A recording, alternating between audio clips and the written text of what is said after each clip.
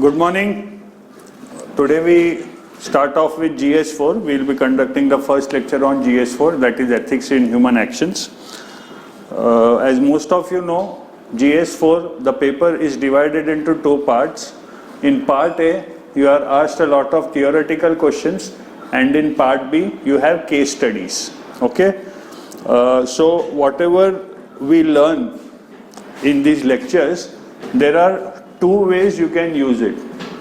Either A, you will get questions based on these, wherein you can use whatever we are discussing, or B, the principles of ethics, etc. that we discuss, you can use them while writing answers to the case study questions that would be asked to you as the second part of the paper, right? So try to have a practical approach towards ethics. One more thing about the GS4 paper, there is a huge amount of mismatch between the course that has been given in the notification and the type of questions that have been asked since 2013, that is ever since you had GS4, you had ethics. Now a major problem is, if you look at the course structure is so enormous and vast, right, that it's not possible to cover that entire course in half a question paper. Usually usme you have questions like they might give a quote of a very famous person, like this year they gave a quote of Dwight D. Eisenhower and they asked you to write an answer to that. That was in the essay part. Earlier they had given a quote of Mr. Abraham Lincoln and you were asked to explain that. So usually ऐसे questions होते हैं. इसको एक और चीज ध्यान में रखिए, जो एडमिनिस्ट्रेटिव रिफॉर्म्स कमीशन है ARC, उनकी रिपोर्ट्स आप साइड बाय साइड पढ़ते रहिए. आगे हमारे डिस्कशन में ARC आने वाला है, आज नहीं, आज तो फाउंडेशनल लेक्चर है, बाद के कुछ लेक्चर्स में हमारे डिस्कशन में ARC आने वाला है. तो तब तक आप ARC अपने तरफ से पढ़ के रखिए, क्योंकि उसमें there is nothing spectacular, it's just routine language. Okay, so let's start off with today's lecture. The word ethics, again one needs to remember, why are you supposed to learn this subject? Why is ethics so important? For a very long time, the basic assumption was education imparts ethics.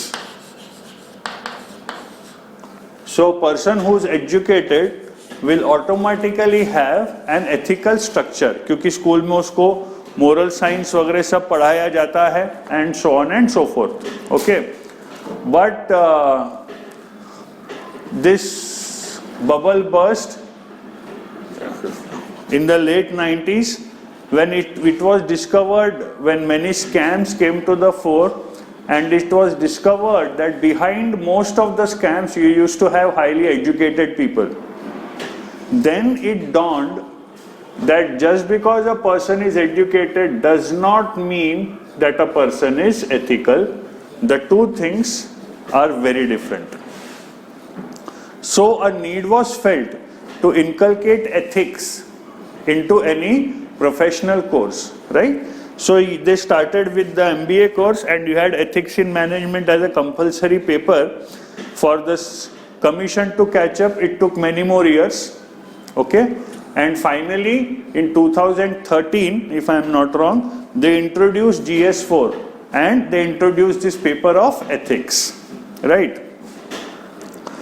क्योंकि ये need feel हुई कि ethics अलग से UPSC aspirants को पढ़ना ज़रूरी है, ताकि वो जब इतने बड़े पोजीशन ऑफ रिस्पॉन्सिबिलिटी में जाएं तो वहाँ जाके उनसे लैक ऑफ एथिकल नॉलेज के कारण कोई अनएथिकल डिसीजन वो ना ले लें.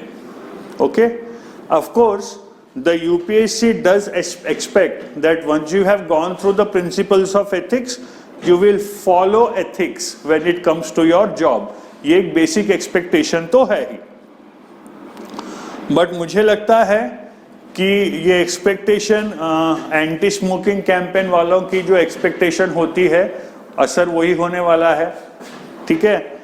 अब एंटी स्मोकिंग कैंपेन का असर ये होता है that people start smoking with a sense of guilt, they don't stop smoking.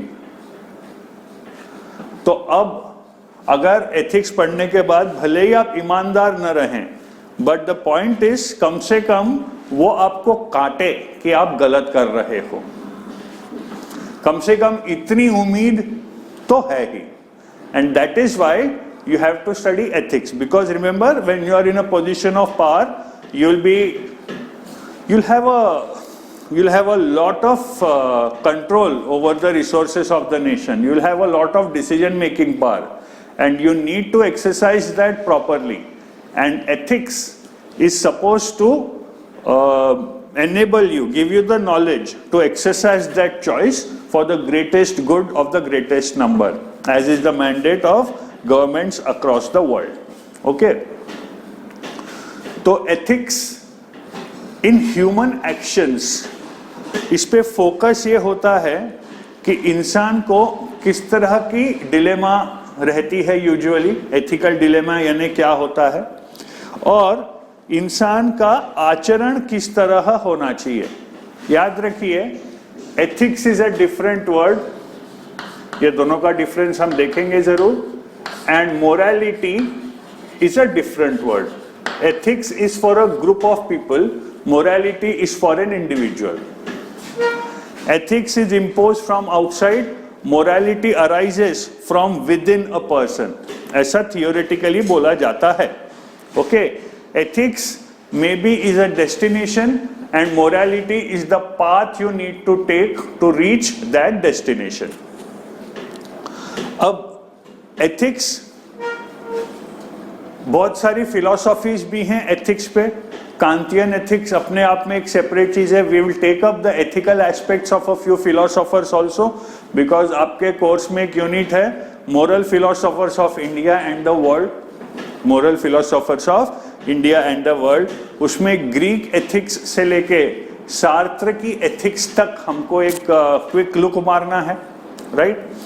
Indian ethics क्या है, इंडियन वैल्यू सिस्टम्स क्या हैं, हमको ये भी देखने हैं।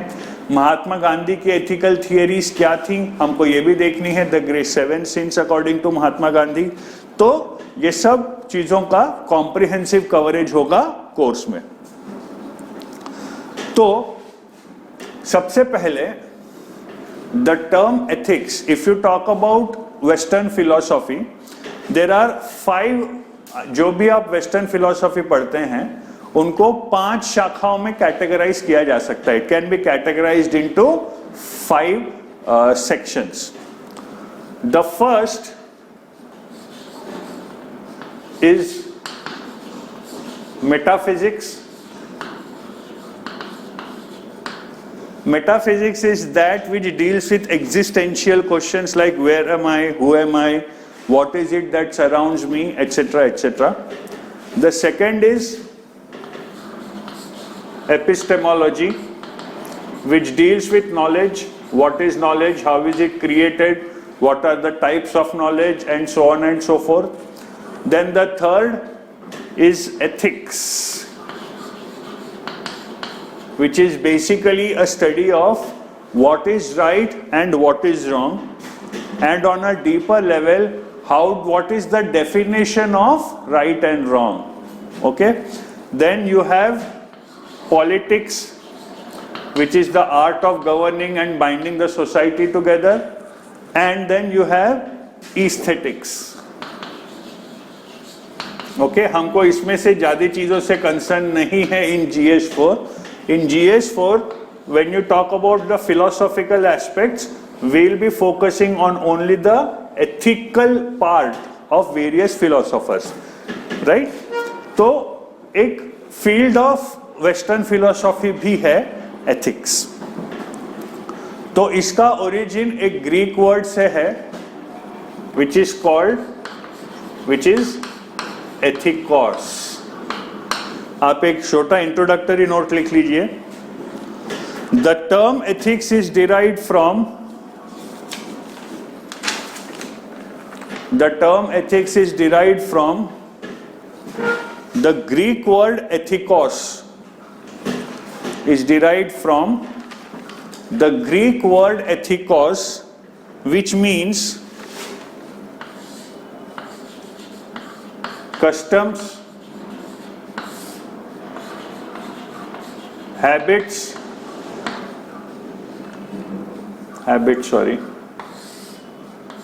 character,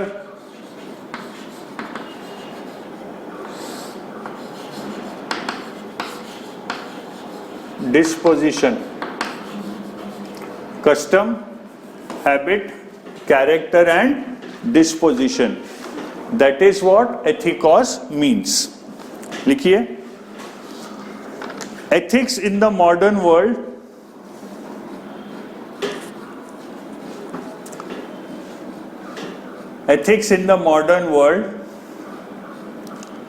is a systematic study of right or wrong human actions.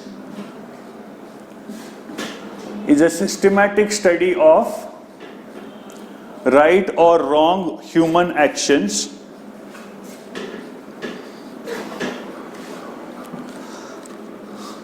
with social standards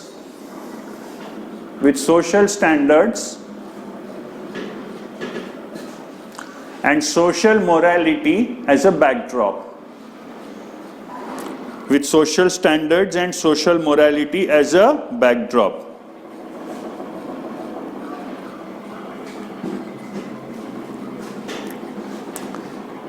Ethics is also described as a moral philosophy. Ethics is also described as a moral philosophy.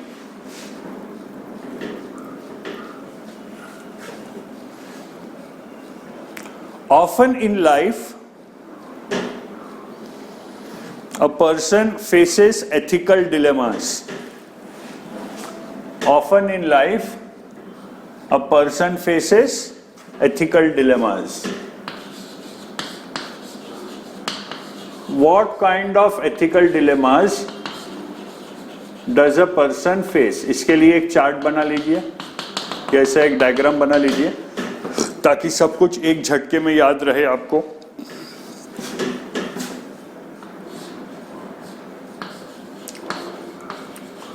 What is good or bad? Okay?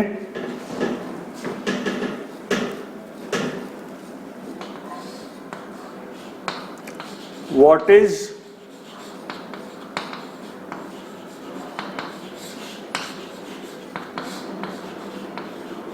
right or wrong? Okay, then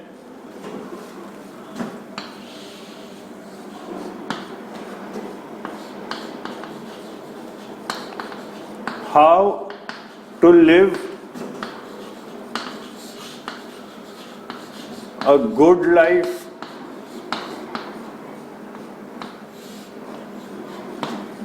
and fourth, what are our rights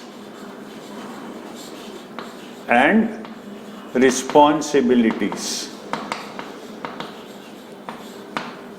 What are our rights and responsibilities?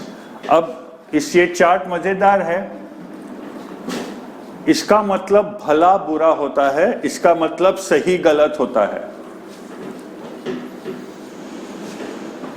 ठीक है, ये decisions एक individual level पे लेनी होती हैं और ये डिसीजंस एक ग्रुप, एक समाज या एक राष्ट्र के लेवल पे लेनी होती हैं. काफी बार अगर आपका व्यू बहुत मायोपिक है या नैरो है तो काफी बार आपको लगेगा कि ये दोनों चीजों में कॉन्फ्लिक्ट है. You may feel many times that there is a conflict between these two, but ऐसा होता नहीं है. ठीक है, राइट्स ऑन रिस्पॉन्सिबिलिटीज की जब बात होती है तो बात हो रही है आपके अधिकारों की और आपके जिम्मेदारियों की।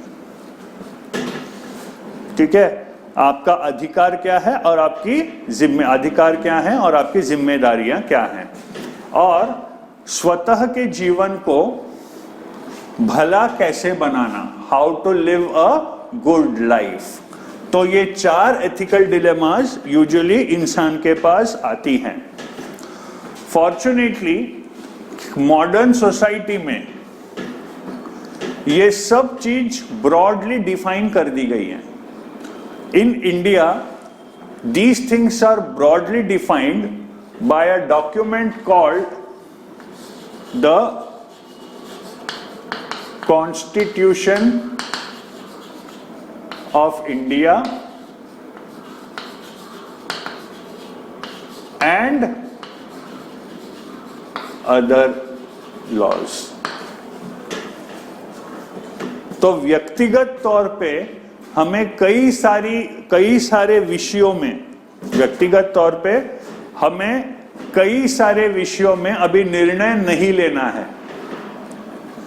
कई सारे विषयों में हमें निर्णय नहीं लेना है, हमें सही गलत का फैसला नहीं करना है। वो फैसला भारत का संविधान करती है और वो फैसला कानून करता है, जो अलग अलग कानून हैं भारतवर्ष में। जैसे आपका अगर किसी से दुश्मनी है तो उसको जान से मार देना। बात अब इसमें एथिक्स और लैक ऑफ एथिक्स की नहीं है, बात इसमें यह है कि इन कानूनों के अनुसार वो गुनाह है तो वो गलत है। उसके बाद भी आपको लगता है आपसे आपने गुनाह किया तो आपको उसकी सजा भुगतनी पड़ती है, जो भी है। तो इन टुडेज पर्सनल मैटर्स में ये डिलेमा शायद रहेगा ही, लेकिन जहां तक एक समाज की बात है तो समाज को भी ये डिलेमा नहीं है। बीच में कोर्ट्स गड़बड़ कर सकते हैं बट वो तो चलते रहता है इंडिया जैसे डेमोक्रेसी में। तो ये है एक broad definition of ethics and a broad understanding of what are the ethical dilemmas. अगला पॉइंट लिखिए, ethics versus morality. Ethics versus morality. Here we will see what are the differences between the two. Ethics यानी क्या और morality यानी क्या। एक table बना लीजिए आप, लेफ्ट हैंड साइड में एथिक्स लीजिए और राइट हैंड साइड में मोरालिटी। एक एक पॉइंट लिखते चले जाइए। एथिक्स में पहला पॉइंट लिखिए। एथिक्स में पहला पॉइंट लिखिए, rules of conduct. Rules of conduct recognized in respect to rules of conduct recognized in respect to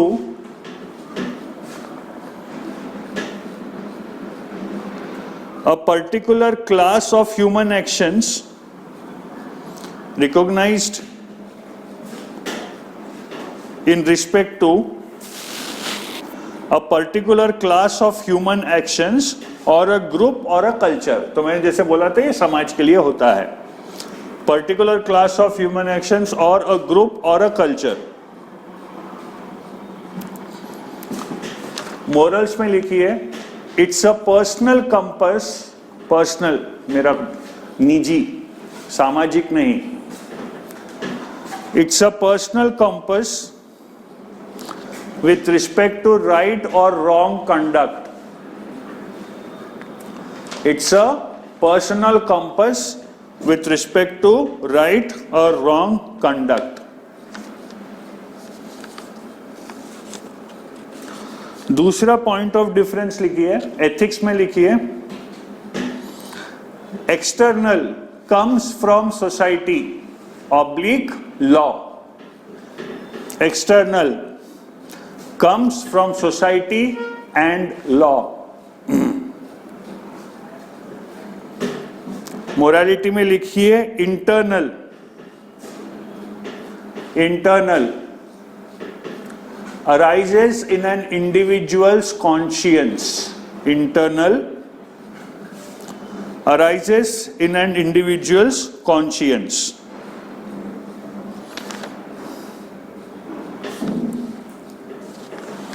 तीसरा पॉइंट लिखिए, can vary depending on the environment. Can vary depending on the environment. Morality में लिखिए fixed and constant. Morality में लिखिए fixed and constant. तो ये है ethics. और ये है मोरल्स. ओके, ये चार्ट बना लीजिए.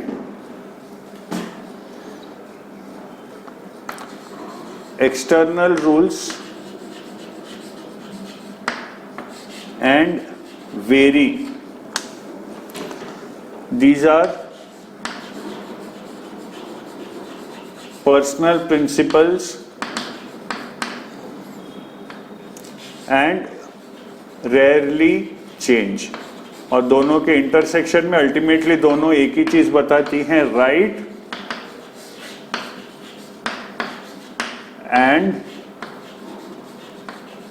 रॉन्ग. क्योंकि अल्टीमेटली ये दोनों मिलकर एक ही चीज आपको बताती हैं. अब एथिक्स के 3 ब्रांचेस होते हैं, 3-4 ब्रांचेस होते हैं. पहला होता है डिस्क्रिप्टिव एथिक्स. दूसरा होता है मेटा एथिक्स. मेटा का मतलब है बियॉन्ड. जैसा हमने मेटाफिजिक्स लिखा था, उसका मतलब फिजिक्स से हमको जो दुनिया समझ में आती है उसके परे, उसके परे.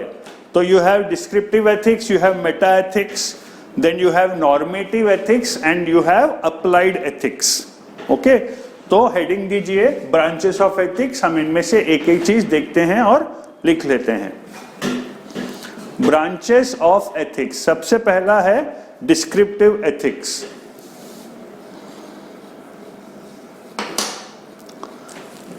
It deals with, लिखते जाइए आपको समझ में आ जाएगा. It deals with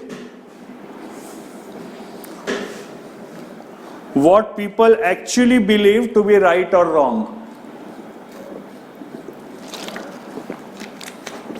It deals with what people actually believe to be right or wrong. However,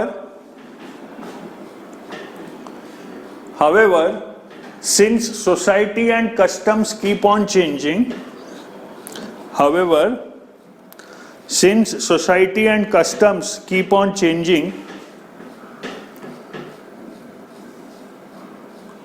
these principles also change. However, since society and customs keep on changing, these principles also change. तो descriptive ethics में focus होता है लोगों को क्या लगता है कि सही है गलत है. इसका एक ज्वलंत उदाहरण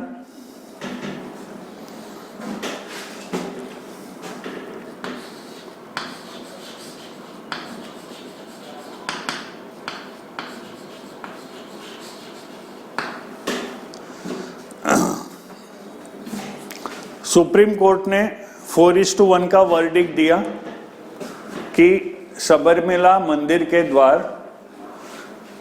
हर उम्र की औरतों के लिए खोल दिया जाना चाहिए. हमने अभी देखा constitution of India and other laws बहुत सारी चीजें डिफाइन कर देती हैं, तो हमारी जिंदगी आसान है. लेकिन कभी कभी at times there comes a stage when modern outlook as enforced by the law conflicts with what people have believed in since centuries. Okay, और डिस्क्रिप्टिव एथिक वो है जो लोगों को लगता है कि सही है या गलत है. ओके, तो नाउ यहां पे क्लैश हो रहा है. सुप्रीम कोर्ट ने तो बोल दिया, लेकिन सबरीमला में women of that particular age group.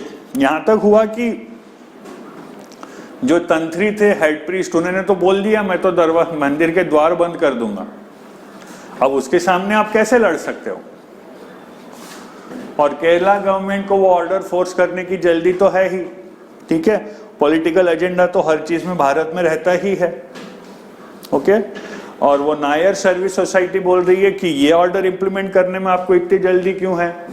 इतने सारे सुप्रीम कोर्ट के ऑर्डर में से आपने कौन सी इंप्लीमेंट कर लिए जो ये इंप्लीमेंट करने के लिए इतनी जल्दी? अब बात उनकी भी सही है। अब उनकी मान्यता है कितने तो भी 1000 सालों की, एक 4 लोगों के बोलने से भले वो सुप्रीम कोर्ट जज, वो तो ऐसा बोलेंगे हमारी मान्यताएं थोड़ी टूटती हैं, तो चालू है वहां लाठी चार्ज चालू है, ये चालू है, वो चालू है, बीच में कुछ सोशल एक्टिविस्ट चालू हो गए, तो वो खेल तो चलता ही रहता है, उसका कुछ नहीं कर सकते। तो कभी कभी कन्फ्लिक्ट हो सकता है, ध्यान रखना। फिर अगला पॉइंट लिखिए, descriptive ethics is also called comparative ethics,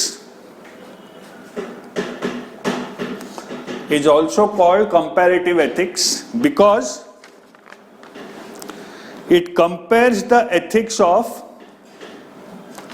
the past and the present. It compares the ethics of the past and the present and of one society against the other.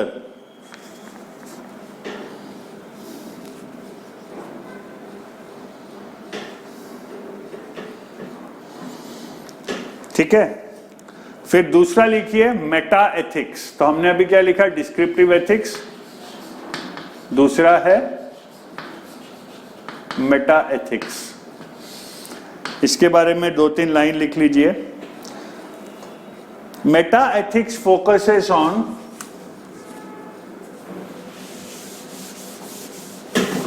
what morality is in itself.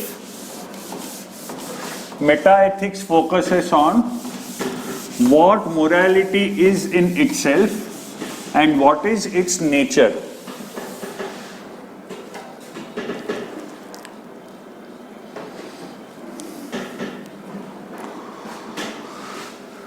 And what is its nature.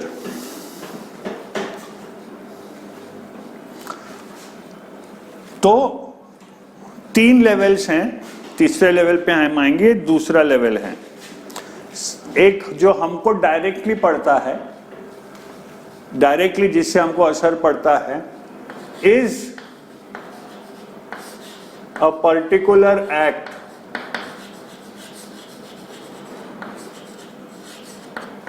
moral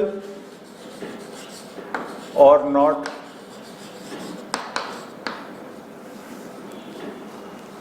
ठीक है, इसका answer आपको मिलेगा descriptive ethics में।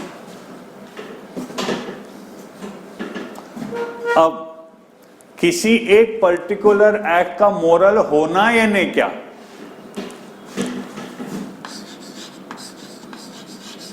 What is the nature of morality oblique ethics, ये हो गया आपका मेटा एथिक्स। इससे एक और लेवल नीचे, how are ethics defined.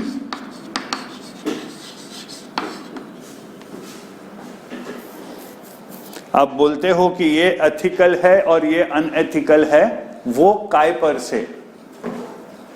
How do you determine whether a particular act is ethical और not? What are the parameters? How is ethics defined? What are the parameters? Okay, ये हो गया आपका normative ethics. ठीक है, तो आप लिख रहे थे मेटा एथिक्स के बारे में। ओके, तीसरा पॉइंट लिखिए, It is a highly abstract way of thinking about ethics. It is a highly abstract way of thinking about ethics.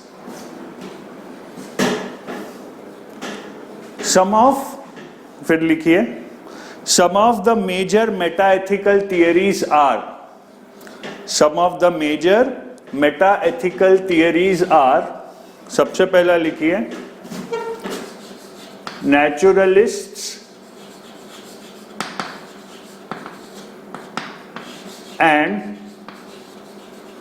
non-naturalists.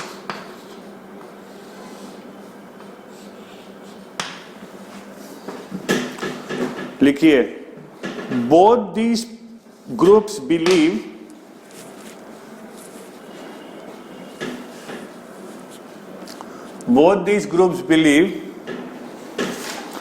that ethical claims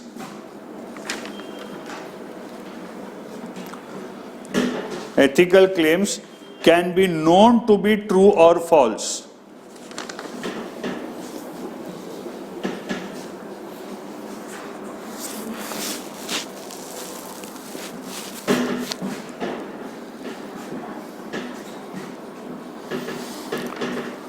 According to non-naturalists, अब देखिए दोनों में फर्क क्या है. According to non-naturalists,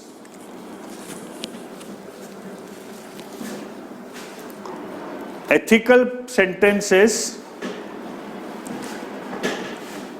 express propositions. Ethical sentences express propositions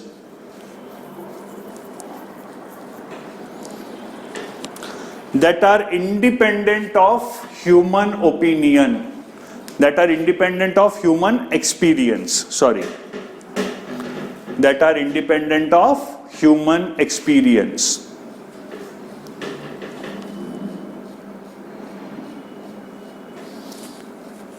However, naturalists believe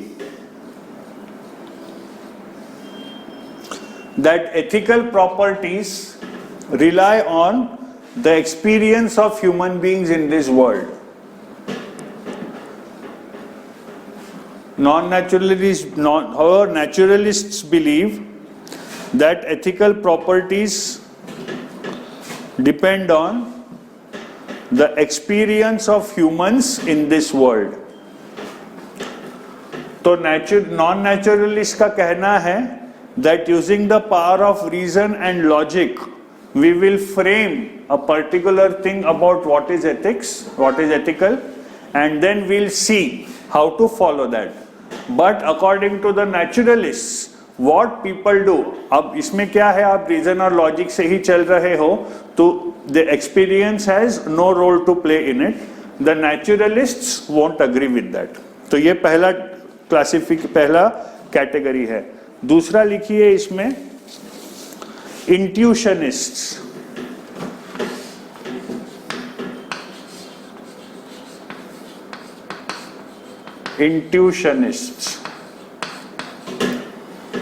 They believe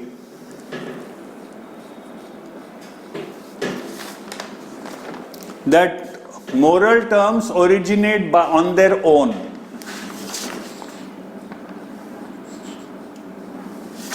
They believe moral terms originate on their own. The intuition of a person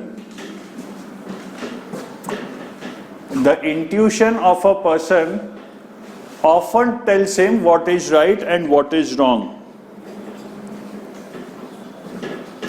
The intuition of a person often tells him what is right and what is wrong.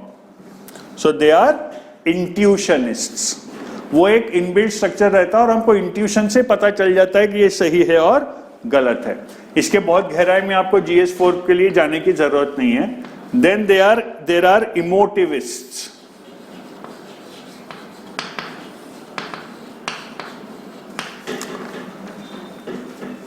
Emotivists, इनके बारे में लिखिए. They believe they believe that moral principles are based on, they believe that moral principles are based on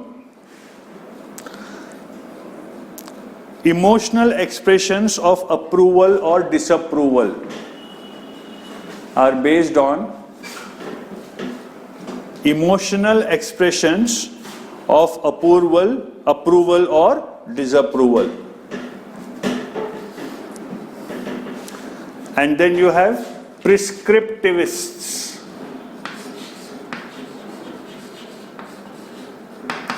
प्रिस्क्रिप्टिविस्ट्स, doctor के पास जाते हो, आपको prescription मिलता है ना, ये करना है, ये नहीं करना है. तो prescriptivists, what do they believe? Moral judgements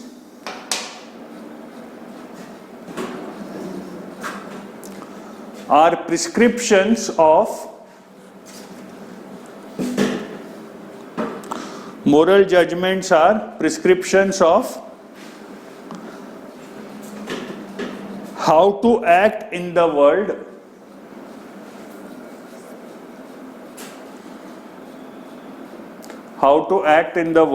rather than statements about the world,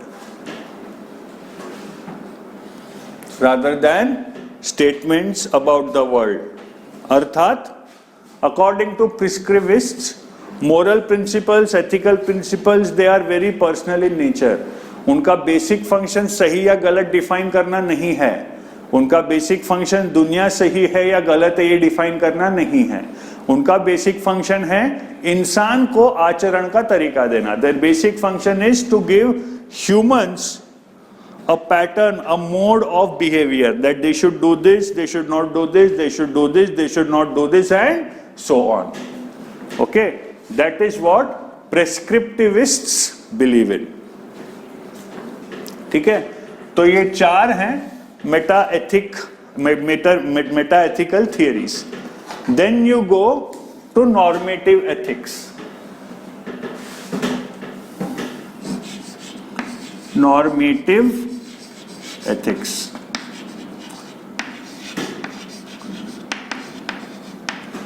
economics आप जब पढ़ते हैं तो एक डिस्कशन आता है वेदर इकोनॉमिक्स इज नॉर्मेटिव और positive.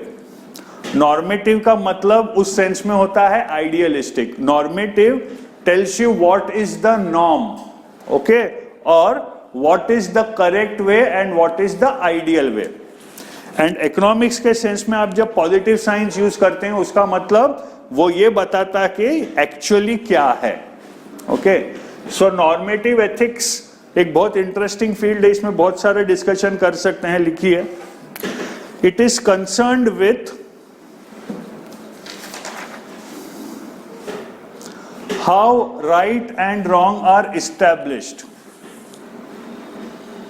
It is concerned with how right or wrong are established.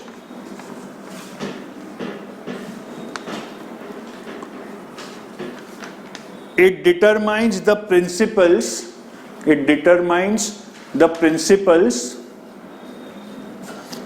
for deciding what is wrong and what is right. It determines the principles for deciding what is wrong and what is right.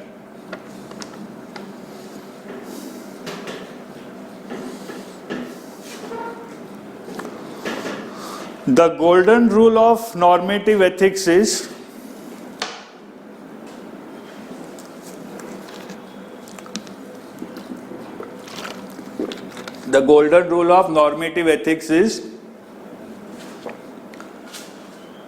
doing unto others that which you want others to do unto you. Doing unto others that which you want others to do unto you. मतलब लोगों के साथ आचरण ऐसे करना जैसे आपकी क्या आशा है कि लोग आपके साथ कैसे आचरण करें. अगर आपको लगता है कि लोगों ने आपके साथ हमेशा साफ सुथरा आचरण करना चाहिए, तो आपको भी लोगों के साथ साफ सुथरा आचरण ही करना चाहिए। This is the golden rule of normative ethics. क्या है? Do unto others as you want others to do unto you. Normative ethics also provides a justification for punishments. Normative ethics also provides a justification for punishments.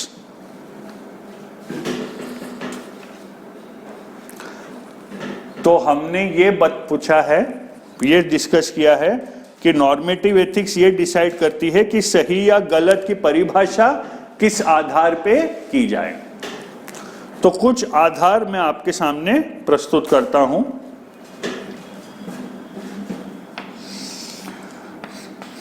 सबसे पहले है deontological और दूसरा है टीलियोलॉजिकल। इन दोनों को साथ में डिस्कस करना पड़ेगा, डिओंटोलॉजिकल एंड टीलियोलॉजिकल। सपोज मैं बोलता हूं कि आपने सच बोलना चाहिए हमेशा, या कोई आपको बोलता है कि हमेशा सच बोलो, तो आप पूछोगे क्यों? तो उसके दो जवाब हो सकते हैं। पहला जवाब, क्योंकि वो सच है, you should speak the truth. Why? Because it is the truth. And the second answer could be because it will lead to betterment of everybody. तो जो पहला अप्रोच हो गया वो हो गया deontological.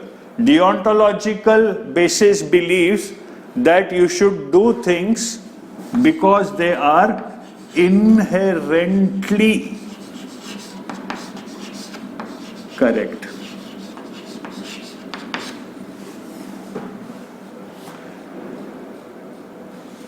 The rightness of an action is defined on the basis of the action itself, not on the basis of consequences. तो deontological में नीचे लिख लीजिए, the rightness of an action,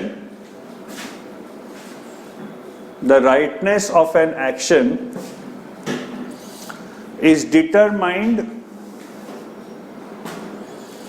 the rightness of an action is determined on the basis of, is determined on the basis of the action itself, is determined on the basis of the action itself, and not on any external factors, and not on any external factors. टीलियोलॉजिकल के नीचे bracket में लिखिए the right consequences. इसके explanation में लिखिए the rightness of an action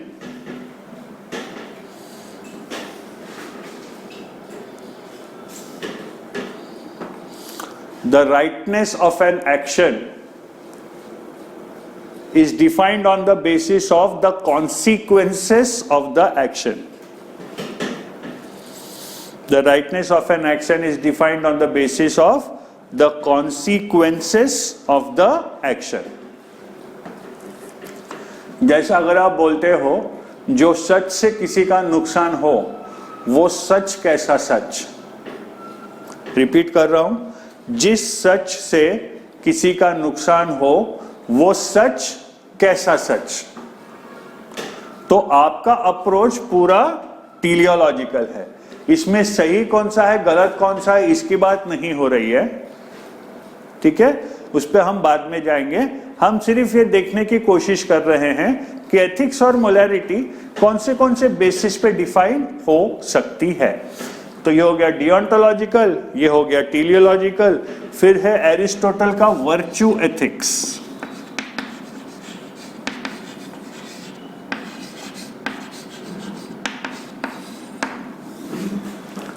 उसमें लिखिए the four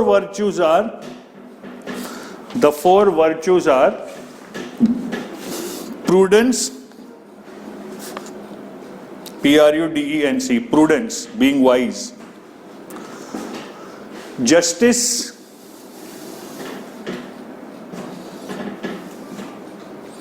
temperance, control में रहना हमेशा, and fortitude.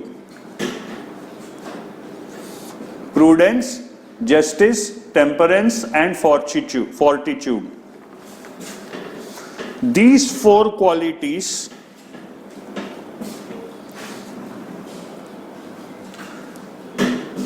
should be inculcated by every individual,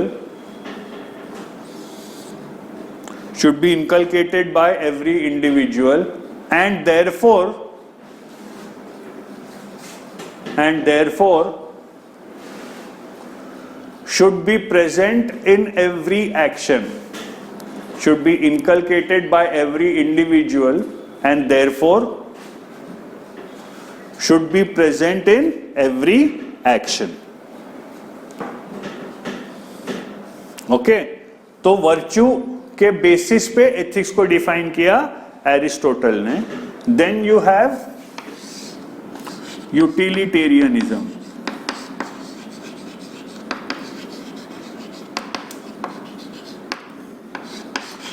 which is also called the pleasure principle.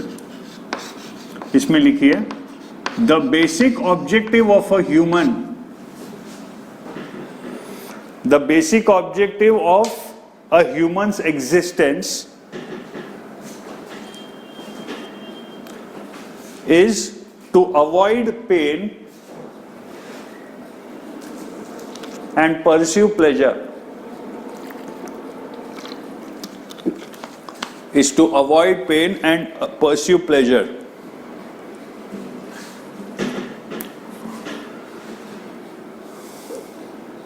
Any act directed towards this would automatically be ethical.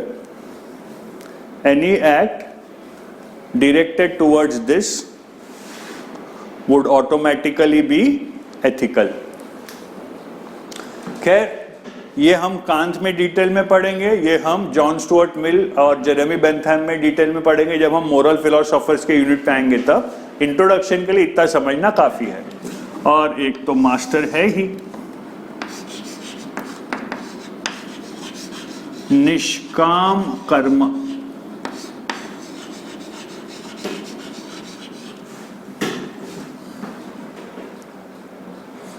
लिखिए according to the Bhagavad Gita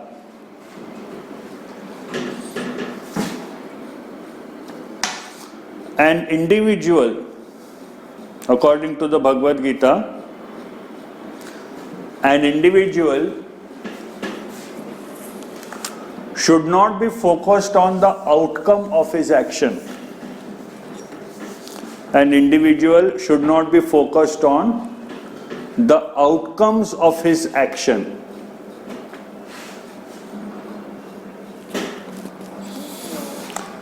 He has to act in a particular way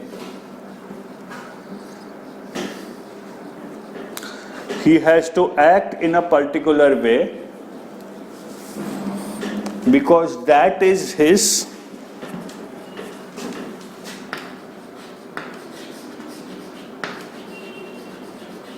dharma. He has to act in a particular way because that is his dharma.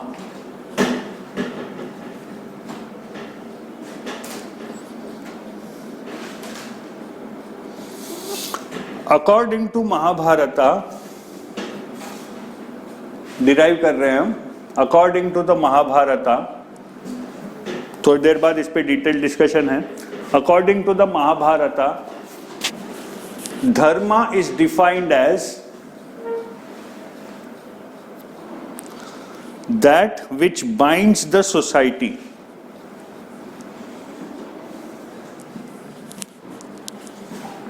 Dharma is defined as that which binds the society.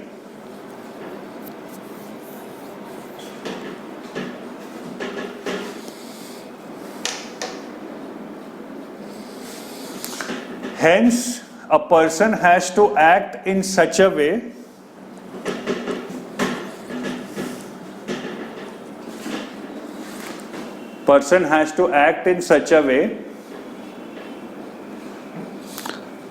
that society sustains. Has to act in such a way that society sustains. समझ में आ रहा है? Okay. Whether he is successful in his venture or not is not in his hands.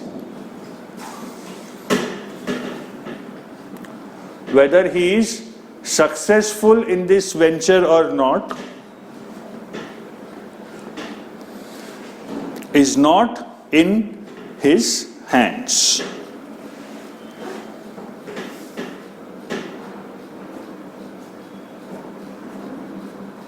Okay, ठीक है. तो ये हो गया तीसरा. पहला क्या था? डिस्क्रिप्टिव एथिक्स, दूसरा था मेटा एथिक्स, तीसरा था नॉर्मेटिव, चौथा लिखिए अप्लाइड एथिक्स. अप्लाइड एथिक्स, अब ये क्या है लिख लीजिए. Applied ethics is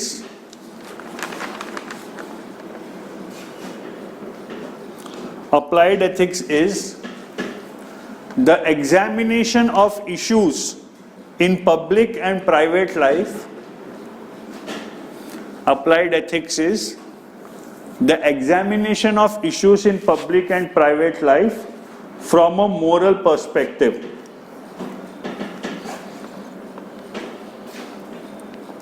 Examination of issues in public and private life from a moral perspective. The principles obtained from the 4 branches of ethics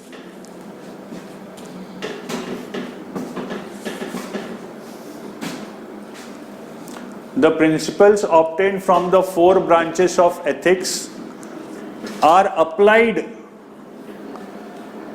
to particular situations.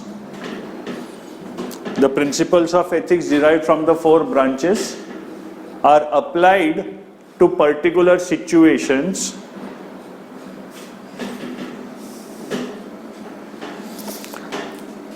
and a particular ethic is evolved for a particular situation.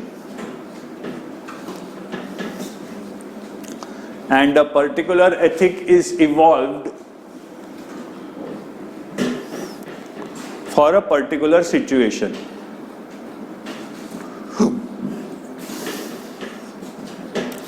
These ethics also take the form of a code of conduct. These ethics also take the form of a code of conduct. There is a code of conduct for doctors, there is a code of conduct for chartered accountants, there is a code of conduct for lawyers. ठीक है, तो वो क्या है? ये 4 branches of ethics से आपको जो भी प्रिंसिपल्स मिले हैं, आप उसको एक सिचुएशन में अप्लाई कर रहे हो. That's what it is. Okay, ठीक है. अब ये कहाँ है लिख लीजिए. The various divisions of applied ethics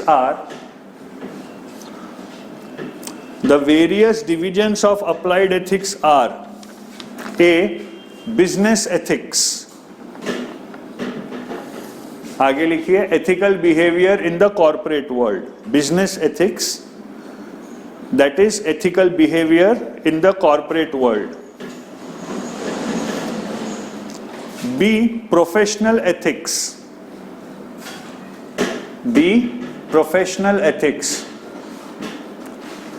applies to a professional in his field. Applies to a professional in his field. Third, C, biomedical and environmental ethics. Biomedical and environmental ethics. Health, welfare,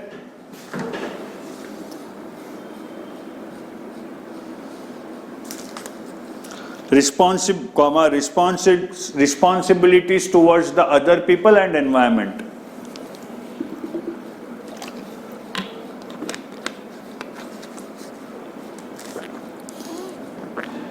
Responsibility towards the other people and the environment.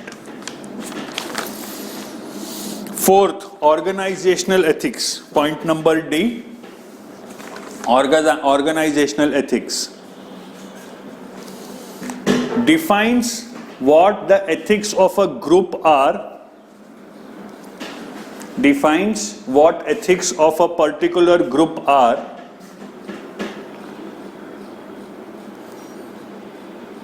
In relation to a stated goal. In relation to a stated goal.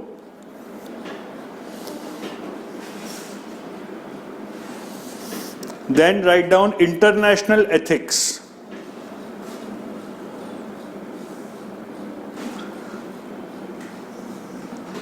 A nation's responsibility towards itself and the world.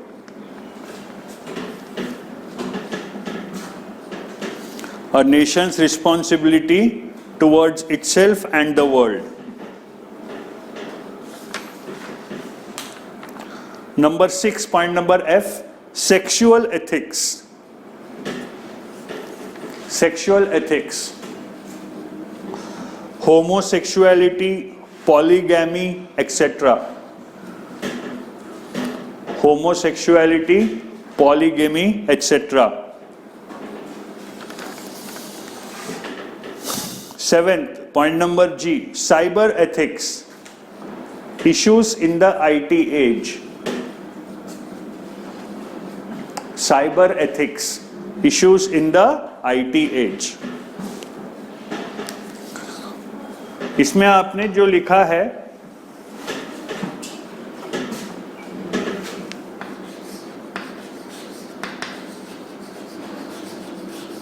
International ethics,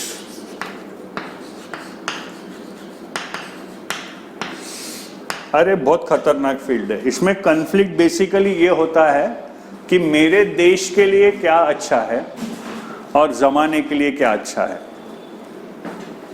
पूरे world के लिए अच्छा क्या है। इसी context में आप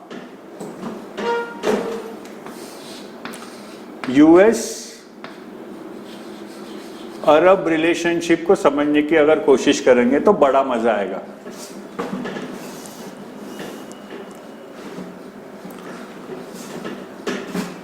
यहां से यहां तेल जाता है और यहां से यहां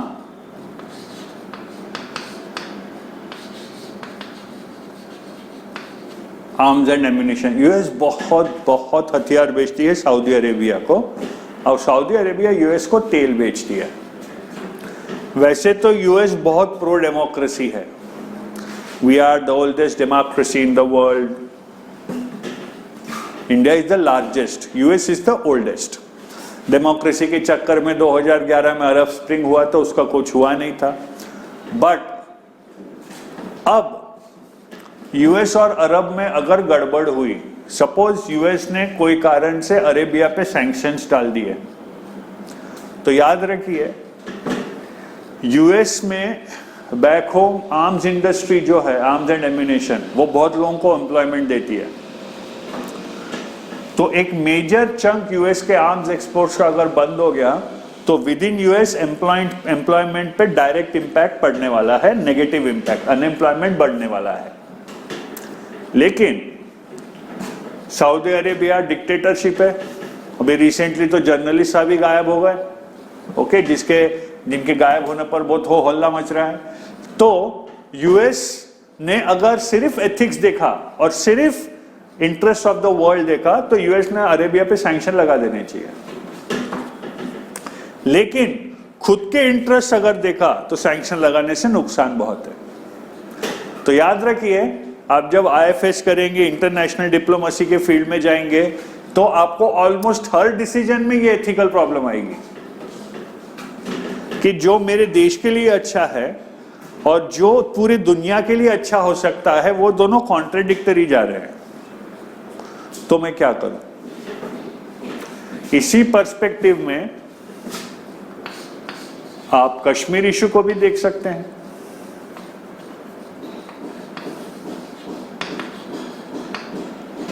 इंडिया और पाकिस्तान दोनों के लिए वो इशू अगर छोड़ दिया दोनों में से किसी एक ने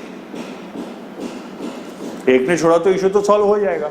वो दोनों में से किसी एक ने वो इशू अगर छोड़ दिया तो कितनी शांति बनी रहेगी, नहीं? बट छोड़ कैसे सकते हैं ना, इमोशंस अटैच्ड है उसके साथ। तो इंटरनेशनल रिलेशंस में, आपके सेक्टर में ये बहुत बहुत बार बार ये समस्या खड़ी होती है कि सही क्या है, गलत क्या है, सही क्या है, गलत क्या है। एनीवे, फिर अगला पॉइंट लिखिए, सोर्सेस ऑफ एथिक्स। एक डायग्राम बना लीजिए।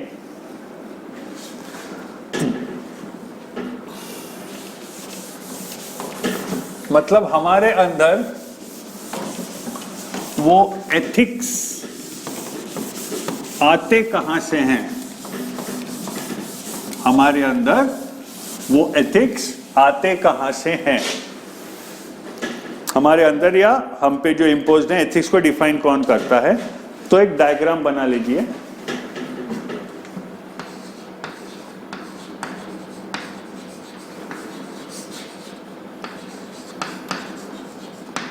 Sources of ethics. And what are the various sources? Source number 1, rational analysis of a situation. Rational analysis of a situation. Source number 2,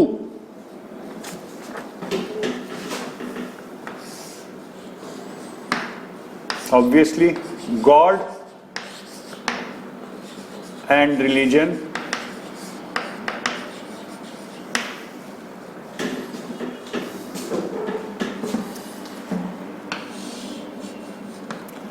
A desire for the best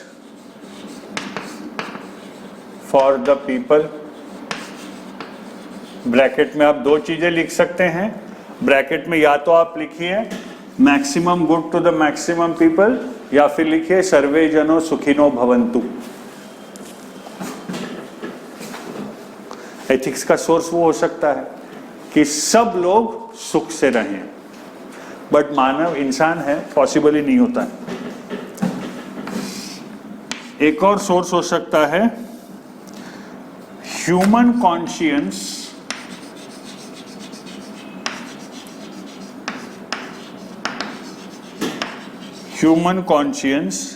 and intuition. This can also be a source of ethics. And the most important,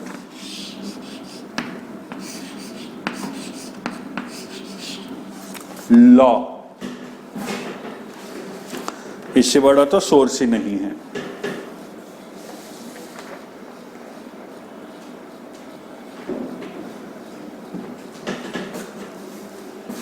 तो ethics के ये 4 sources हो सकते हैं। Modern societies में ये सबसे important source होता है एथिक्स का, क्योंकि इसको इंप्लीमेंट करने के लिए एक ह्यूज मशीनरी है, जुडिशरी है और पुलिस की ताकत है। इसको इंप्लीमेंट करने के लिए कुछ नहीं है, सिर्फ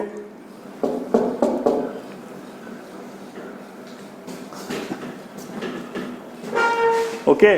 तो मॉडर्न सोसाइटीज में law plays a major role in defining ethics.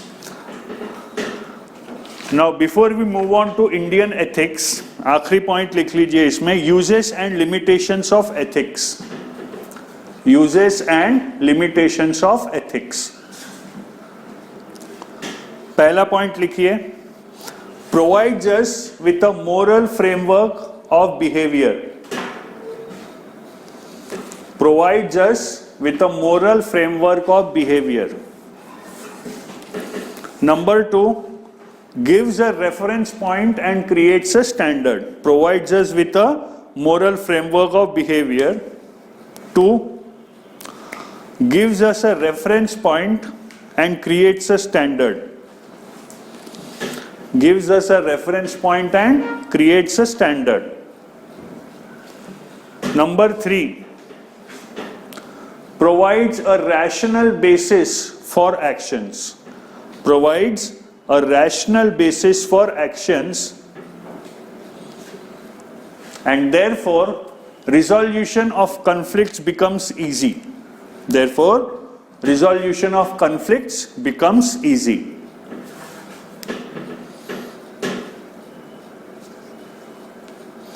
Okay, limitations में लिखिए,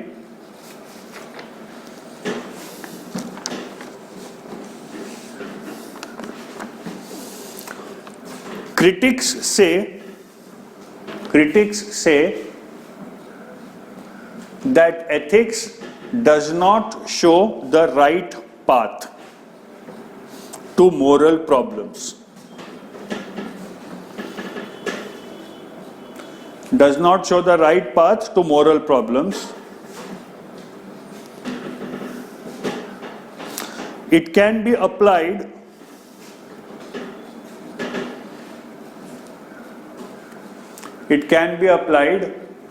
only to a particular set of cases where the choices are clear.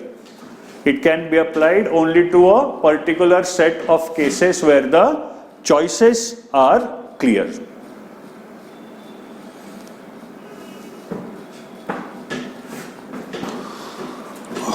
Okay, so now we will take up the Indian aspect of ethics.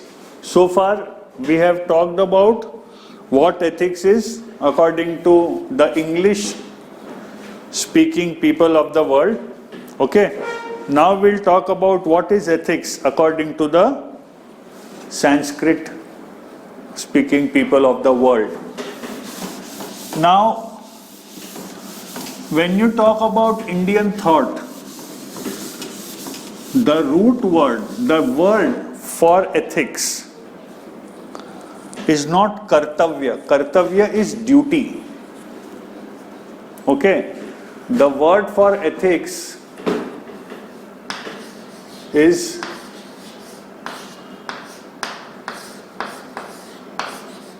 dharma. और धर्म क्या है, इसी की बहुत अलग अलग परिभाषाएं दी गई हैं। तो write down, in Indian scriptures and philosophies,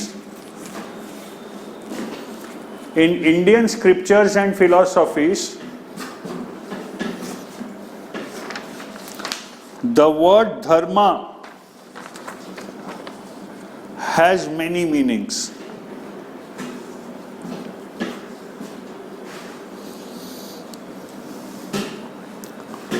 The word dharma has many meanings. According to the Chandogya Upanishad, एक एक डेफिनेशन लिखते जाइए अभी। According to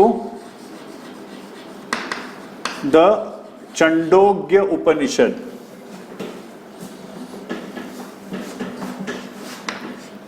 आगे लिखिए इसके, performance of duties related to ashrama ये क्या है हम देखेंगे। Performance of duties related to ashram, जिसको आश्रम धर्म भी बोला जाता है।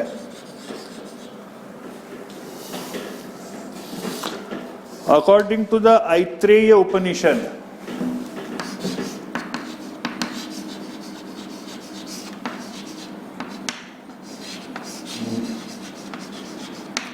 according to the Aitreya Upanishad,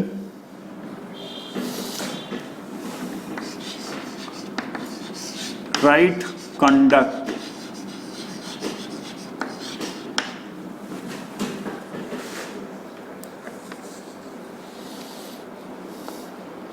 according to the Mahabharata,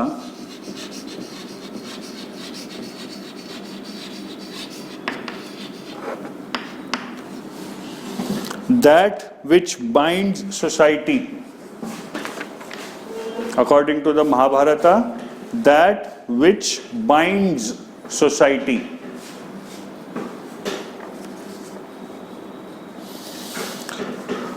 according to the Vaisheshika school, Vaisheshika लिखते हैं हिंदी में, according to the Vaisheshika school of astika philosophy, according to the Vaisheshika school of Astika philosophy, Astika,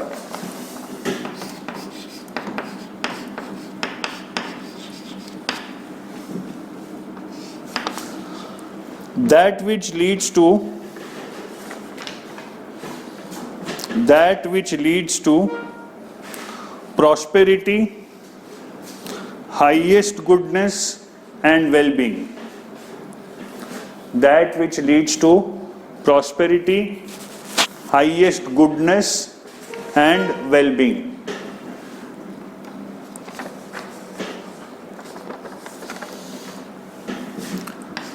According to Manu, one of the most controversial figures, every year there is an event in which copies of the Manusmriti are burnt, and I say keep them burning, because as long as you keep on burning them, somebody will be reprinting them. Performance, according to Manu, performance of duties according to Varna, V-A-R-N-A. Performance of duties according to Varna, इसको बोलते हैं वर्ण धर्म। ये वर्ण क्या है हम ये भी देखेंगे। According to Dr.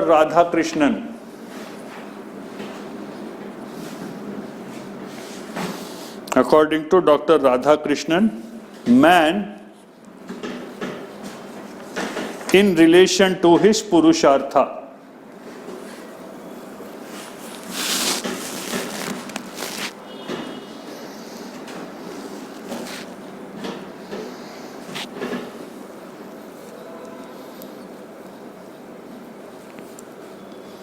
man in relation to his पुरुषार्थ। ठीक है, अब मैं एक 20-25 मिनट्स में आपको एक बेसिस फाउंडेशन समझा देता हूं कि इंडियन स्कूल्स जो हैं, इंडियन थॉट जो है उनके अनुसार, according to the Indian thought pattern, how should you act. तो हम बेसिक सवाल ये पूछ रहे हैं, हाउ टू एक्ट। ठीक है, ओके। तो पहला जवाब है 3 कॉन्सेप्ट।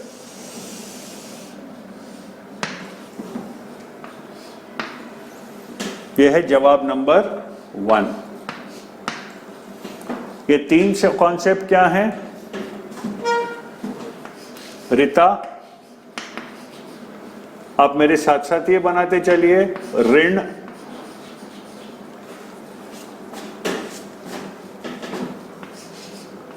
एंड पुरुषार्थ।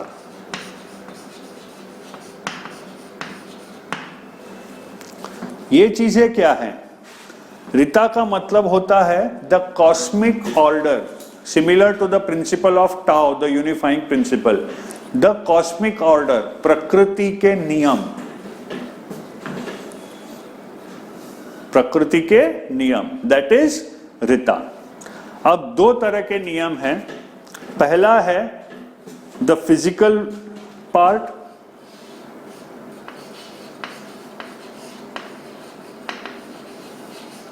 और दूसरा है द मॉरल पार्ट.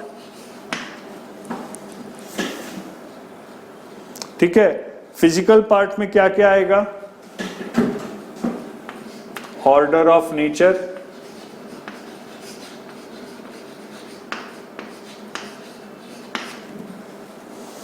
ठीक है.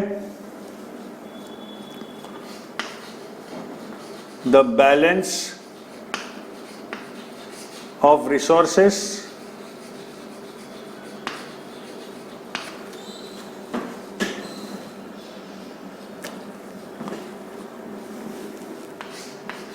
the balance of seasons, and so on. मतलब दिन के बाद रात, रात के बाद दिन, गर्मी के बाद बारिश, बारिश के बाद ठंड, के बाद गर्मी, के बाद बारिश, के बाद ठंड, के बाद गर्मी, के बाद बारिश, के बाद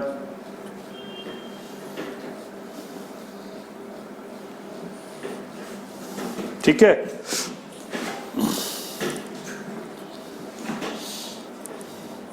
ईंधन चाहिए तो झाड़ काटोगे,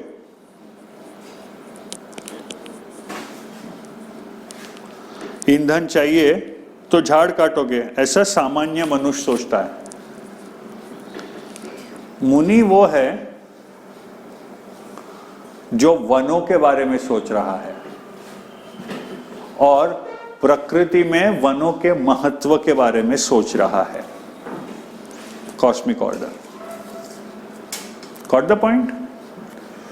then there is a moral order. Moral order क्या है?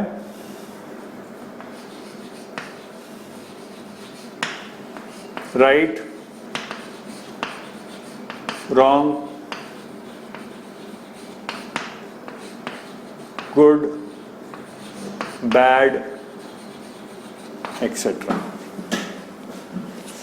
तो आपका आचरण ऐसा होना चाहिए कि आप ये ऋता को कोई भी हानि नहीं पहुंचा रहे हो.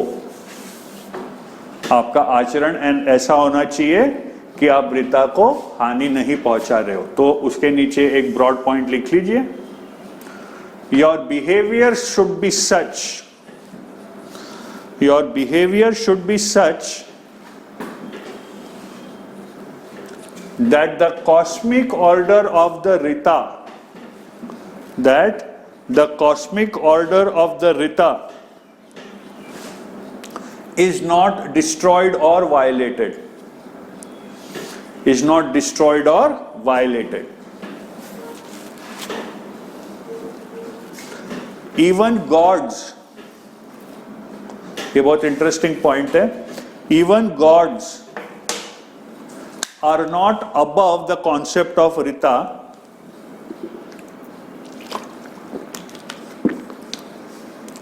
Even our gods are not above the concept of Rita. They are subject to it. मतलब ईश्वर भी इसके ऊपर नहीं है.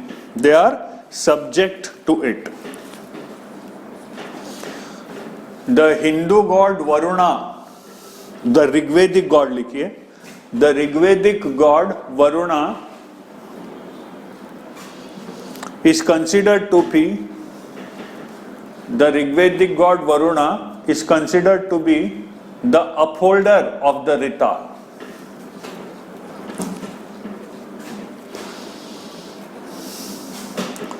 The upholder of the Rita.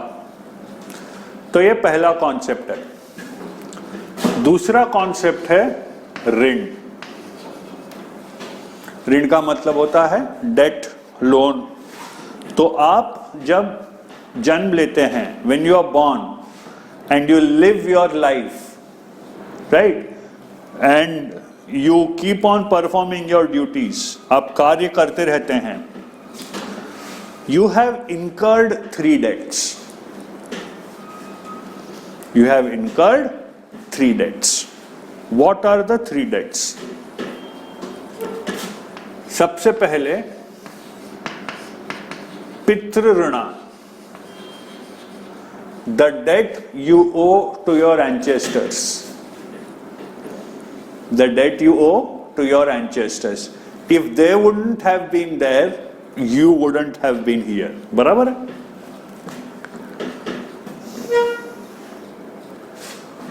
बराबर है? If they wouldn't have been there, you wouldn't have been here. So you owe a debt to your ancestors.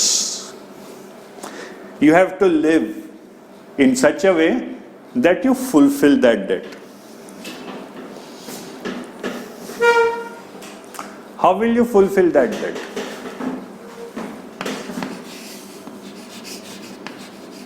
Obviously,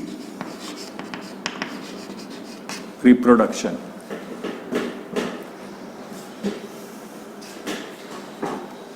That is the only way to fulfill that debt. And of course you need to pay your respects and so on. But basically, आजकल एक नया trend है young people में, बच्चे नहीं होना.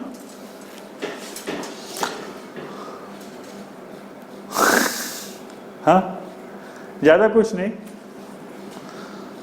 आपके उम्र का हर इंसान यही सोचे और इंप्लीमेंट करे 100 साल तक, क्या होगा? No humans anymore in the world.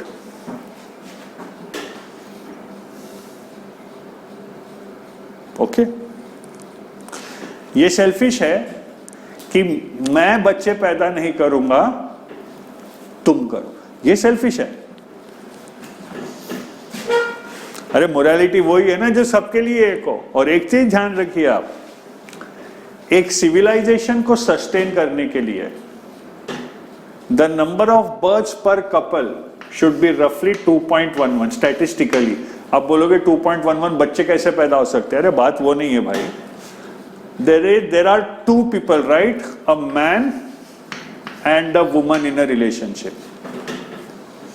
Statistically, if these 2 people come together and produce 2, the population of the world will be stable. But then you are not taking into account unnatural deaths, freak deaths, accident deaths, deaths during childbirth, deaths during infancy, deaths in war. अब ये सब consider नहीं कर रहे हो. वो सब consider करके अगर सोसाइटी को सस्टेन करना है तो 200 people, that is 100 men and 100 women, आज की डेट में थोड़ा ये चेंज हो सकता है, रिप्रोडक्टिवली तो चेंज नहीं हो सकता ना, have to give birth to 211 children. ये 11 एक्सेस जो है ना, ये थोड़ा मार्जिन है अननेचुरल अकर इवेंट्स के लिए. तब जाके सोसाइटी सस्टेन होती है. सोसाइटी को खत्म करना है तो बहुत आसान काम है, कोई हथियार नहीं चाहिए. All people who are today 20 years old make a resolution that they will not have kids and they will not let anybody younger than them have kids. 100 साल में खत्म.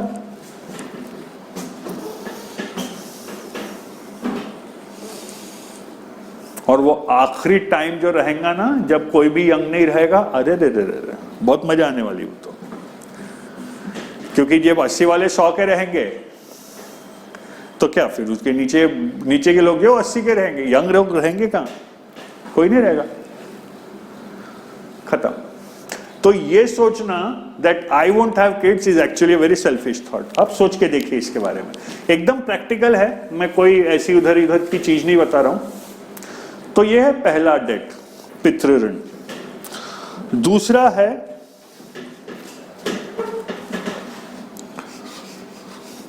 ऋषि ऋण. नीचे ब्रैकेट में the debt you owe to your gurus. to your teachers. Because when you are born and then when you live and perform your duties in this world, you are using a certain amount of knowledge, right? You are using a certain amount of knowledge. So you automatically become a debtor of the people who have created that knowledge or who have imparted you that knowledge. आप उन लोगों के ऋणी हो जाते हो जिन्होंने वो ज्ञान बनाया है या जो लोग वो ज्ञान आपको दे रहे हैं, तो आप उनके ऋणी बन जाते हो, तो उनका ऋण आपको उतारना पड़ता है. कैसे उतारना पड़ता है? फीस देके. No, just kidding. सबसे पहले तो रिस्पेक्ट, ठीक है, और एक बहुत ट्रिकी कॉन्सेप्ट है, नीचे ब्रैकेट में लिख लीजिए आप, लिखिए rightful use of the knowledge. मतलब ज्ञान को उसी मकसद के लिए यूज कीजिए जिस मकसद के लिए, जिस उद्देश्य के लिए वो ज्ञान बना है. और ये आज की सोसाइटी के प्रोफेशनल्स की सबसे बड़ी विडंबना है. Take for example the case of chartered accountants. Chartered accountants are people with expert knowledge of accounts, finance and taxation. Okay? And they are the only people in India who can audit financial statements. They are the only set of people the government of India trusts. Ki bhaiya, if a chartered accountant expresses his opinion that the balance sheet is true and fair, then it must be true and fair. वो chartered accountant के ठप्पे को बहुत value है. बहुत price से नहीं बोला मैंने, बहुत वैल्यू है बोला मैंने. तो now the problem is, if a normal client goes to the CA, if a client तो normally होता है, goes to the CA and just tells him, boss, this is what I have earned, so tell me how much tax to pay. And the chartered accountant tells him, okay, you have earned this much, so you need to pay 7 lakhs. He'll say, okay, very good. But the problem is, and the chartered accountant will earn some money. But if the chartered accountant tells him, वैसे तो you need to pay 7 lakhs, but if you do this, धानली, you'll have to pay only 1 lakh, you can save 6 lakhs.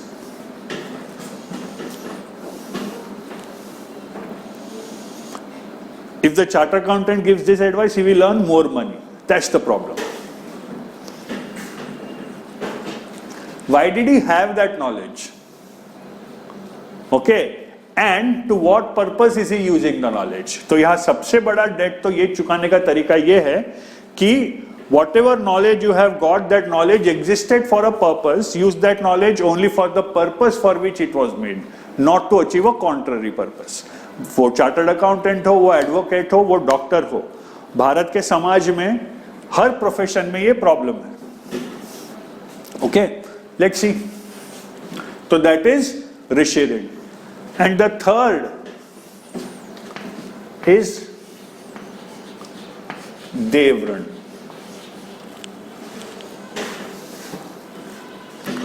जिसको भी आप भगवान मानते हो, मैं ये नहीं बोल रहा हूं that you should have a Vishnu or Shiv or Ayyappa. No, that's not what I'm saying. You think about your existence here and you try to think backwards. From where did you come? From where did they come? From where did they come? At some point of time, you will not be able to explain. At some point of time, you will not be able to explain. Okay? Acha, tell me one thing. Can you survive without oxygen? No. But the oxygen which you are breathing is free, right? Are you not indebted? You are very thirsty. You drink water. In most cases, we pay very little for water, depending on how much value it is adding to us. Aren't you indebted? So let's say nature is your God. you are indebted. So you have to repay that debt. How do you repay that debt? अगर resource case को हम लें, no wastage, या अगर if you think resources are a god, otherwise if you believe in the supreme god, prayer. So you should live in such a way that you are discharging these debts. Your acts should be in such a way that these debts are being discharged. That is the concept of Runa. And the third,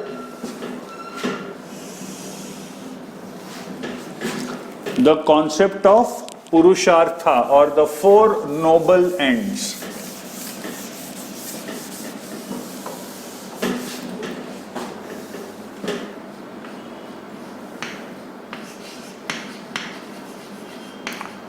Purusharth, the four noble ends. What are the four supreme ends? What are these ends? Dharma,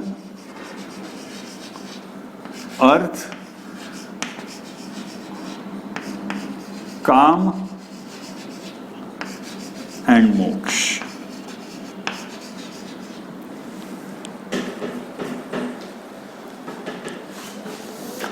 Dharma indicates justice. Here dharma indicates justice.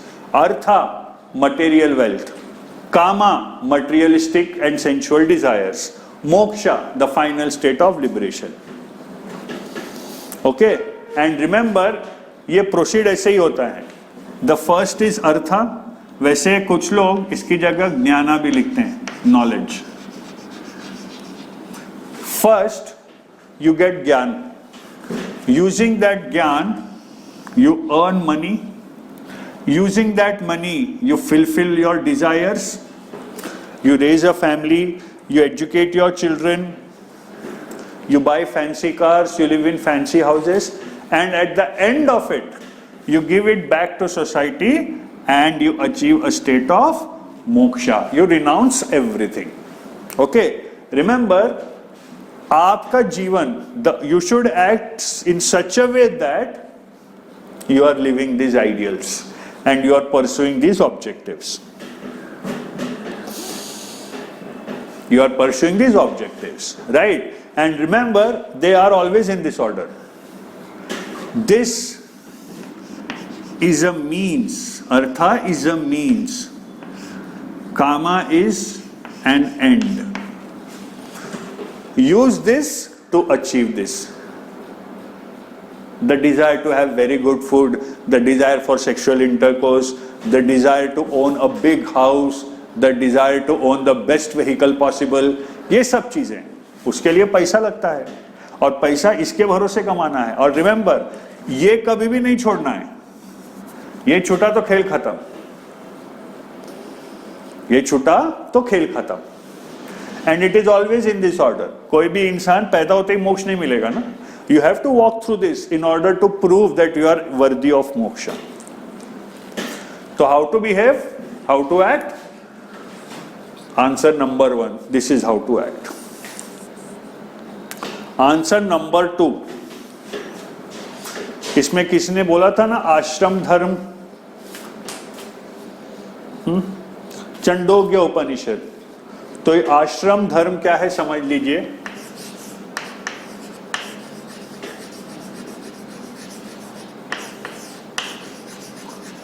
आश्रम धर्म में 4 stages होते हैं. There are 4 stages, starting with brahmacharya. बहुत ही fantastic word है, मेरा कोरा पे answer पढ़ लेना. Brahmacharya. This is ideally the student stage when you are learning, when you are learning, when you are learning, when you are learning. Okay. Chara. means motion, Brahma means the absolute self. So moving within the Brahman. That's another meaning of Brahmacharya. Okay. During this time, you are supposed to control your sexual desires completely. Okay. From Brahmacharya, after you have gained the knowledge and so on, you go to the next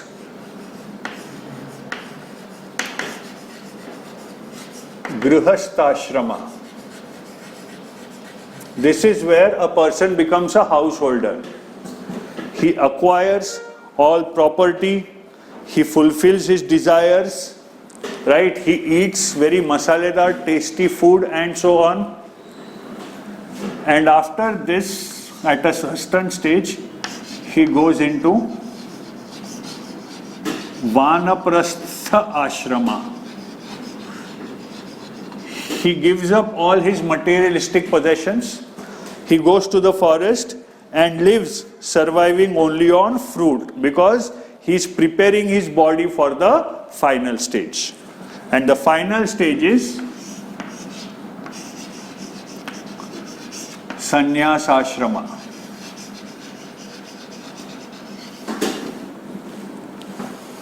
When you renounce the world completely. Right? अब इसमें this is where you incur a rishi rina. This is where you discharge the rishi rina and you discharge the pitru rina.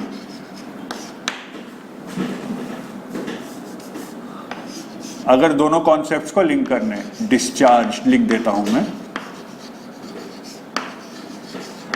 और यहां incurred लिख देता हूं मैं. ठीक है. वानप्रस्थ आश्रमा is scheduled, is considered as only a preparatory stage.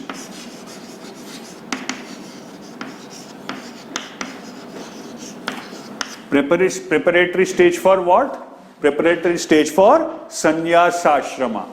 And sannyas ashrama is considered to be the stage where you discharge the devrina, because all you do is keep on praying and praying and praying and praying. And here, अब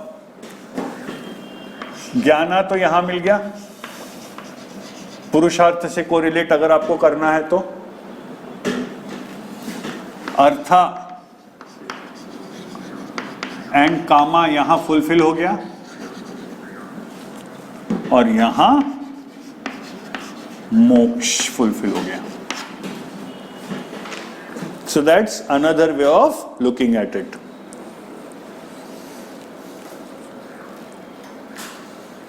ठीक है.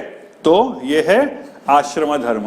आपका आचरण ऐसे होना चाहिए. How to act, what are ethics, ethically this is how you are supposed to act. Answer number 2.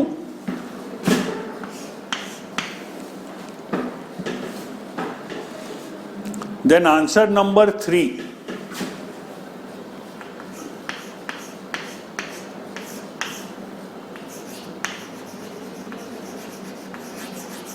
Varna dharma.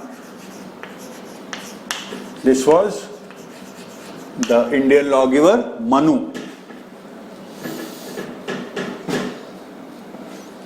क्या है वर्ण धर्म?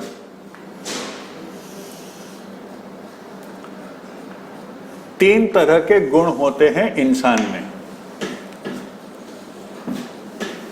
तीन तरह के. लेक्चर का ये पार्ट बड़ा कंट्रोवर्शियल हो सकता है. जिनको नहीं सुनना वो वीडियो बंद कर सकते हैं. तीन तरह के गुण होते हैं इंसान में. सात्विक,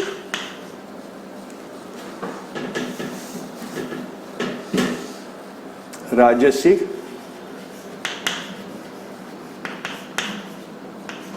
और तामसिक.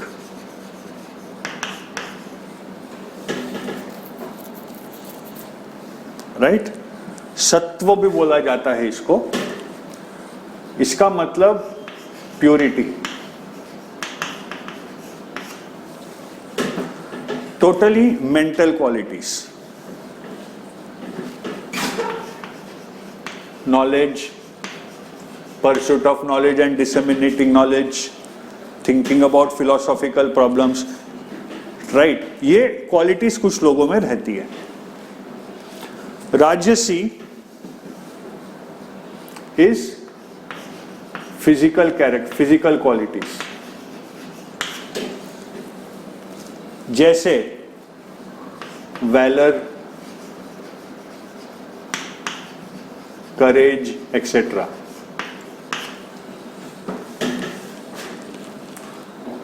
And tamasic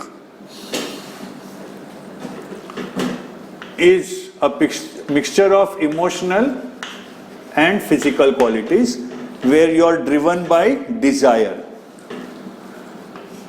Your orientation is towards wealth. वो गुण ही रहता है, ठीक है. और इन गुणों के आधार पर आपका वर्ण परिभाषित होता है. गुणों के आधार पर आपका वर्ण परिभाषित होता है. These people are called Brahmin. These people are called Kshatriya.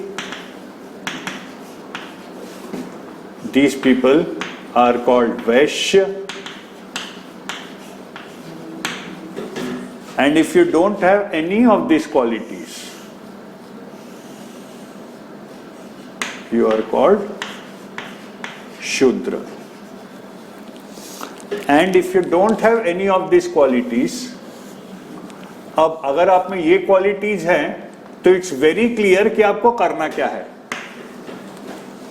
If you have any of these qualities, it's very clear what you need to do. But if you don't have any of these qualities, then you have to spend your life in service of any one of the three categories or all the categories as the situation may be. ठीक है? Living your life according to this principle is Varna Dharma. तो analyze what qualities you have based on that. अब इसमें caste related बहुत सारे issues हैं जो हम अभी डिस्कस नहीं करेंगे. मैं सिर्फ दो चीजें बताना चाहूंगा कि बहुत पहले you are talking about that civilization before the Guptas, mobility between castes was possible and used to happen. There are specific types of marriages, a higher caste boy marrying a lower caste girl and a higher caste girl marrying a lower caste boy. There are specific names and none of them were shunned. इसका मतलब वो acceptable practice थी. Anyway उसके बाद तो history distort हुई, लोग distort हुए. जो एक फंक्शनल क्लासिफिकेशन था उसको एक बर्थ का रिजिडिटी दिया गया जिसके कारण हमारा कास्ट सिस्टम इवॉल्व हुआ. तो ऐसे बहुत सारी चीजें हैं जो हम अभी अवॉइड करेंगे. ठीक है? तो ऐसे जीना ये है वर्ण धर्म.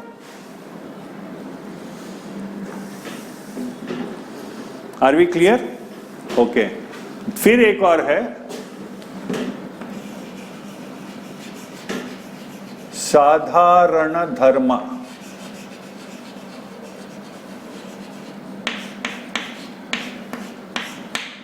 It is either 1 and 4 or 2 plus 4 or 3 plus 4. 4 is common to all the things. Some qualities, some things which you must do irrespective of your ashrama or your varna. Write down. Sadharana dharma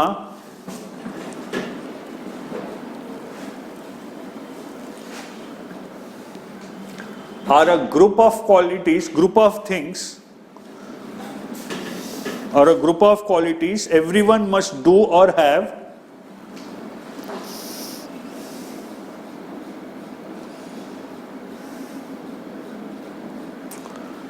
irrespective of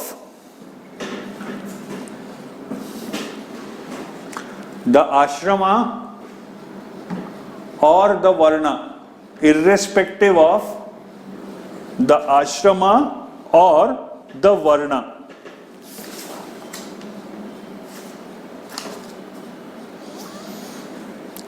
the sadharana dharma was given by Manu.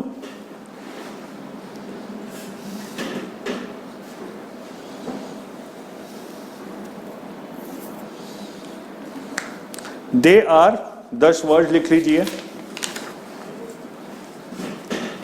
जो tough होगा मैं उसकी spelling लिख देता हूं. Number 1 steadfastness.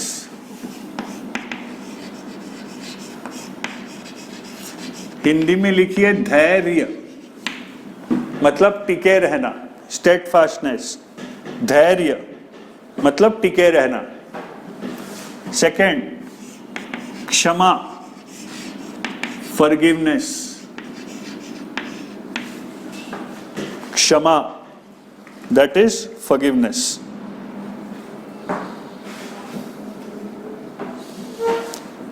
Third, application, दमा, मतलब लगे रहो.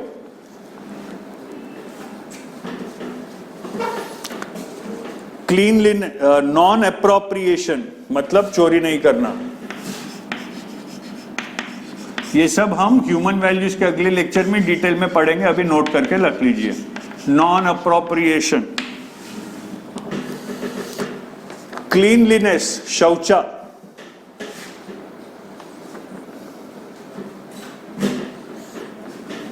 क्लीनलीनेस, शौचा. Control of senses. Control of senses, इंद्रियों पे नियंत्रण. विजडम, विवेक. we'll discuss them in great detail. Wisdom, विवेक. Learning, विद्या. Learning, विद्या. And restraint of anger, akrodh. Restraint of anger, that is akrodh. Right? So this is the first lecture, ethics in human actions. हमने कुछ western concepts भी देखे हैं, हमने कुछ इंडियन कॉन्सेप्ट्स भी देखे हैं. The next lecture will be on human values. तब तक ये रिवाइज कर लीजिएगा और प्रिंटेड नोट्स पढ़ लीजिएगा. Okay, thank you very very very much. Take care.